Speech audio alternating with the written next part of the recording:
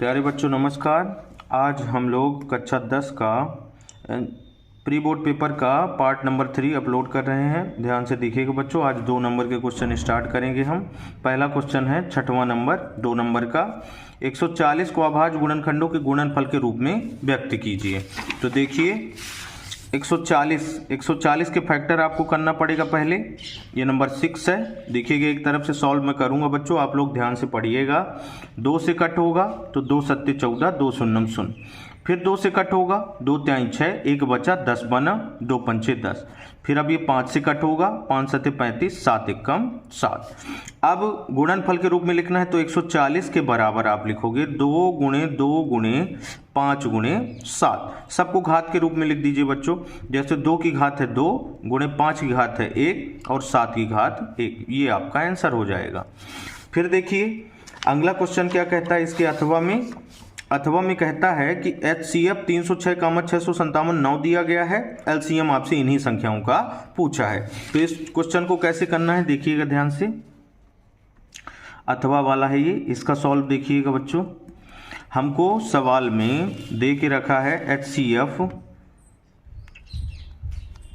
306, 657, इसका दे के रखा है 9 और LCM आपको निकालना है 306, 657 का कि क्या होगा, ये क्वेश्चन मार्क। तो यहां से देखिए इसका हल देखिएगा। हल में लिखना है आपको कि चूंकि हम जानते हैं कि दो संख्याओं का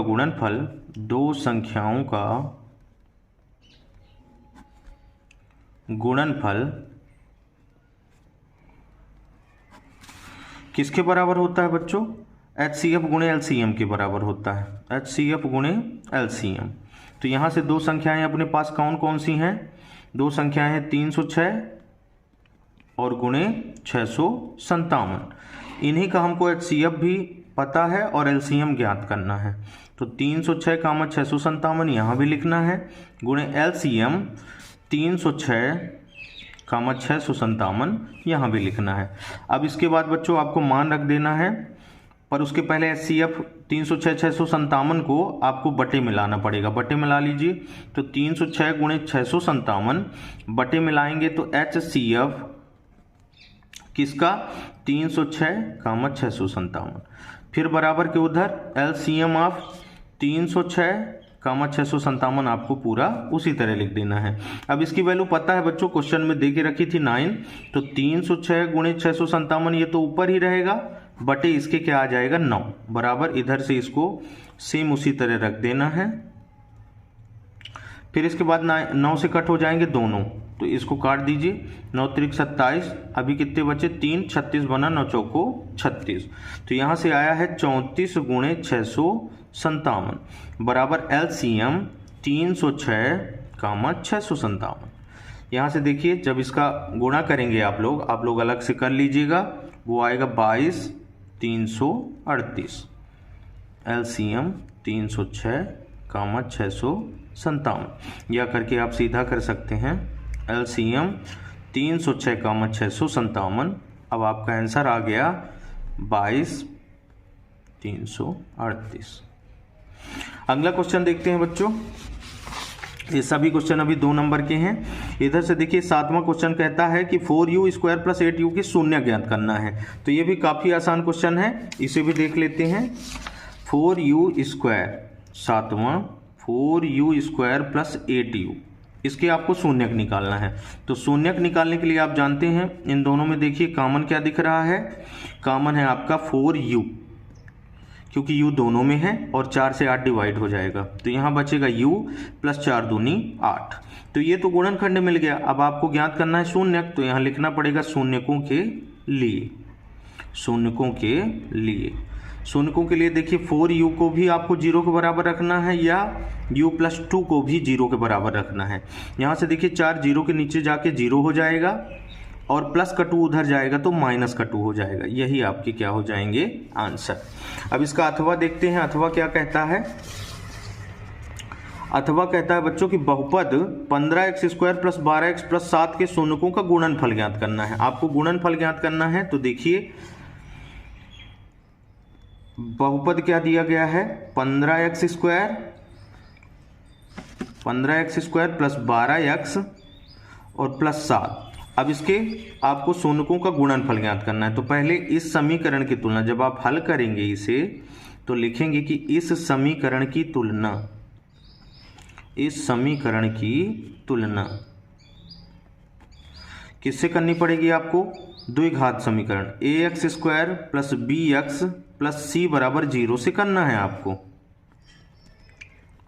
अब यहां से देखिए a की वैल्यू अगर आप देखना चाहें तो 15 है, b की वैल्यू यहाँ 12 दिख रही है और आपकी c की वैल्यू यहाँ पे 7 है।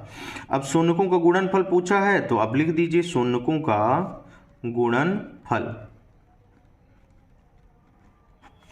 बराबर कितना होता है, अल्फा इंटू बीटा बराबर होता है बच्चों c अपॉन a। अब आप वैल्यू आप रख सकते हैं, c की वैल्यू 7 है, a की वैल्यू 15 है, यही आपका आंसर हो जाएगा। अगला क्वेश्चन है 8वां, अनुपातों a1/a2 b1/b2 और c1/c2 की तुलना कर ज्ञात कीजिए कि निम्न रेखाएं एक बिंदु पर प्रतिच्छेद करती हैं, समांतर हैं अथवा समपाती हैं। देखिए हमको रेखाओं को चेक करना है, दो रैखिक समीकरण हमारे पास हैं बच्चों। तो देखिए रैखिक समीकरण कौन कौन से हैं, क्वेश्चन नंबर 8 है ये, इसका हल देखना है बच्चों। तो समीकरण है 5x माइनस 4y धन 8 बराबर 0 और फिर है 7x माइनस प्लस 6y और माइनस का 9 बराबर 0। ये समीकरण नंबर 1 है आपके पास, ये समीकरण नंबर 2 है। अब यहां से पहले आपको मान रखना पड़ेगा, पहले आप लिख सकते हैं कि इस समीकरण की तुलना a1x plus b1y plus c1 बराबर 0, a2x plus b2y plus c2 बराबर 0 से करने पर, इनसे आप जब तुलना करेंगे बच्चों तो आपके पास मान देखिए a1 का मान a1/a2 का मान कितना है 5/7 स्पष्ट दिख रहा है। a1 5 है, a2 7 है।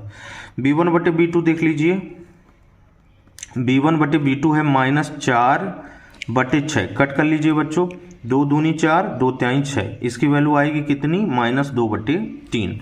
और c1/c2 भी चेक कर लीजिए, c1/c2 कितना है 8/-9, 8/-9, ये कट नहीं होगा। तो यहाँ लिखेंगे आप कि चूंकि a1/a2 बराबर नहीं है, देखिए a1/a2 का मान 5/7 है, b1/b2 का मान है -2/3, क्या ये बराबर है, ये बिल्कुल बराबर नहीं है। तो a1/a2 b1/b2 के बराबर नहीं है, इसलिए रेखाएं कैसी होंगी, प्रतिच्छेदी होंगी। कैसी होंगी बच्चों, प्रतिच्छेदी। ये इसका सॉल्व होगा। और यही हमको बताना था कि रेखाएं क्या करती हैं, एक बिंदु पर प्रतिच्छेद करती हैं, समांतर हैं अथवा समपाती हैं। तो ये पहली शर्त थी बच्चों, इसमें रेखाएं कैसी होती हैं, प्रतिच्छेदी। हल इसका कैसा होता है, संगत हल होता है या कि अद्वितीय हल। अब अगला क्वेश्चन इसका अथवा देख लीजिए। अथवा कहता है इसका कि रैखिक समीकरण युग्म को हल करना है। अब इसमें ये नहीं दे के रखा बच्चों कि आपको प्रतिस्थापन विधि से हल करना है या विलोपन से करना है, तो आपकी मर्जी है, आप चाहे जिस विधि से भी कर लो। अब जैसे समीकरण दिया है आपके पास, ये अथवा है, पहला समीकरण है अपने पास x धन y बराबर 14 और दूसरा समीकरण है x माइनस y बराबर 4। ये पहला समीकरण है और ये है आपका दूसरा समीकरण। तो देखिए अब इसे हल करते हैं हम लोग, विलोपन से ही कर लेते हैं, बहुत सिंपल है इसका सॉल्यूशन। तो यहाँ पे देखिए प्लस का y है माइनस का y, अगर मैं समीकरण नंबर 1 में 2 को जोड़ देता हूं तो y खत्म हो जाएगा। तो यहाँ से लिख दीजिए कि समीकरण, ये हल है, समीकरण नंबर 1 में समीकरण 2 को जोड़ने पर, अब जब आप इसे जोड़ेंगे तो यहां देखिए x प्लस वाई बराबर 14 है और x माइनस वाई बराबर 4 है। जोड़ दीजिए, प्लस वाई माइनस वाई खत्म, एक एक्स मिलके कितने हो गए 2x, 14 और 4 मिलके कितने हो गए 18। अब x बराबर 18/2, 2 गुणे का था इधर बटे में आया, 2 1 कम 2, 2 9 18। x की वैल्यू कितनी आ गई बच्चों 9। अब x बराबर 9, आपकी मर्जी, चाहे समीकरण नंबर 1 में रखिए चाहे 2 में रखिए। तो x बराबर 9 समीकरण 2 में रखने पर, समीकरण नंबर 2 क्या है अपने पास, x माइनस वाई बराबर 4। जो छोटा समीकरण हो बच्चों मान उसी में रखें, सॉल्व थोड़ा आसान रहता है। तो यहाँ से देखिए x माइनस वाई बराबर 4 है, x की वैल्यू 9 है, तो 9 माइनस वाई बराबर यहाँ से 4 हो गए। धन का 9 उधर जाएगा तो ऋण का 9 हो जाएगा, इधर माइनस वाई है, 4 ऋण 9। अब माइनस वाई बराबर 4, धन का छोटा है ऋण का बड़ा है, ऋण 9 में 4 निकलेंगे, बचेंगे कितने, माइनस के 5। ऋण से ऋण खत्म करिए, y की वैल्यू आ गई 5। तो यहां से देखिए इसका हल कितना आया, अतः x बराबर 9, y बराबर 5। यही आपके हल है और यही आंसर है। अगला क्वेश्चन देखते हैं, नंबर 9। क्वेश्चन नंबर 9 है बच्चों, समांतर श्रेणी मतलब एपी के प्रथम 4 पद लिखना है, जिसका प्रथम पद ए 10 है, सार्वंतर भी 10 है। तो आपको 4 पद लिखने हैं एपी के। तो देखिए यहां क्वेश्चन नंबर 9 है ये, इसका हल देखते हैं। लिखिएगा यहां प्रथम पद ए बराबर कितना देके रखा है, 10, सार्वंतर डी की वैल्यू कितनी है बच्चों, 10।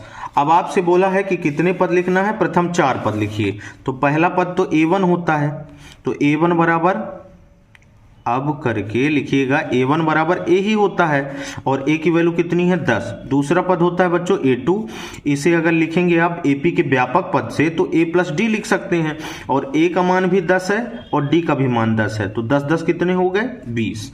इसी तरह तीसरा पद a3 को आप लिख सकते हैं a प्लस 2d, तो a की वैल्यू 10 है प्लस 2 गुणे d की वैल्यू भी 10 है, तो 10 धन 2 दहम 20 और 20 10 कितने हो गए, 30।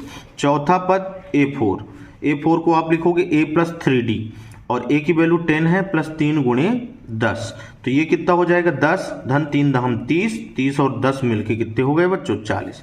तो ये 4 पद हो गए एपी के। आसान क्वेश्चन था, बड़ा सरल है। अब इसका अथवा क्वेश्चन क्या कहता है, अथवा समांतर श्रेणी -5 -1 3 7 1 3 7 का प्रथम पद तथा सार्वंतर ज्ञात करना है। देखिए ये भी बहुत सिंपल क्वेश्चन है, यहां पे देख लीजिए इसका सॉल्यूशन।